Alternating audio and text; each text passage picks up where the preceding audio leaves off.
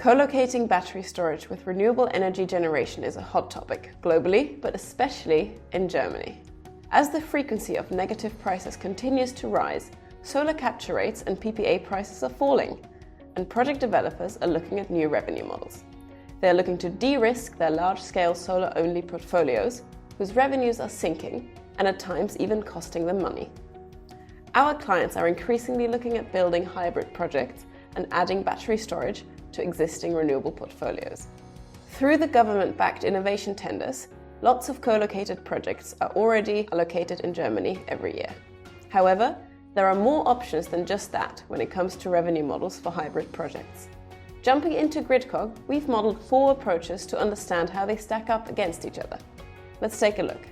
The first is subsidy-backed projects through innovation tenders. Germany is using innovation tenders to drive the build-out of co-located projects.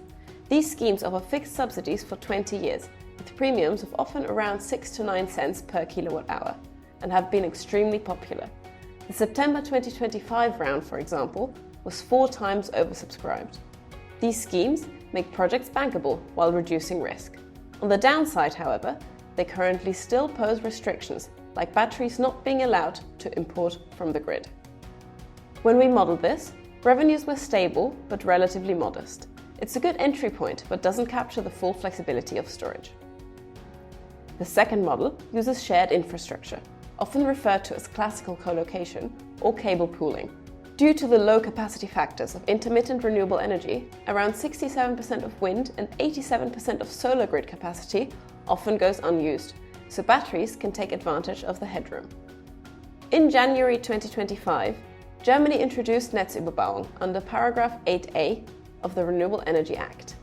This explicitly allows developers to oversize generation and storage on one grid connection, utilizing the latent capacity, something that has been commonplace in other markets for a long time. For investors, this reduces connection costs and improves utilization.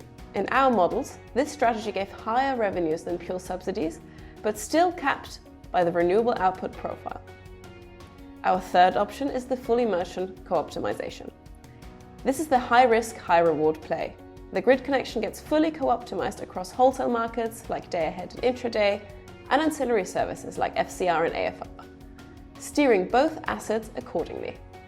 Our Gridcog model with a 50 megawatt 1-hour battery and 75 megawatt solar PV in Germany showed that merchant optimization has by far the highest revenue potential, but of course it's volatile and harder to finance.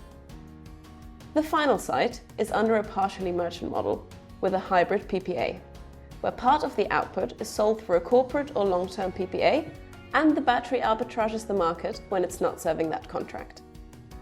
Revenues here, of course, depend on the pricing of these contracts, but in our modelling, hybrid PPAs came in between tenders and fully merchant.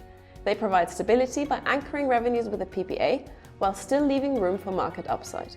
And with corporations increasingly demanding up to 24/7 green power, we see strong appetite for this setup. Ultimately, the right revenue stack depends on investor appetite for risk, access to grid capacity, and corporate offtake demand. At Gridcog, our platform lets developers and investors simulate exactly these scenarios, testing how revenues change under different market conditions and helping them design projects with the best commercial fit. So, I'd love to hear from you. In Germany, which model do you think will dominate over the next few years? Subsidy-backed tenders, merchant plays, or hybrid PPAs? Thanks for watching.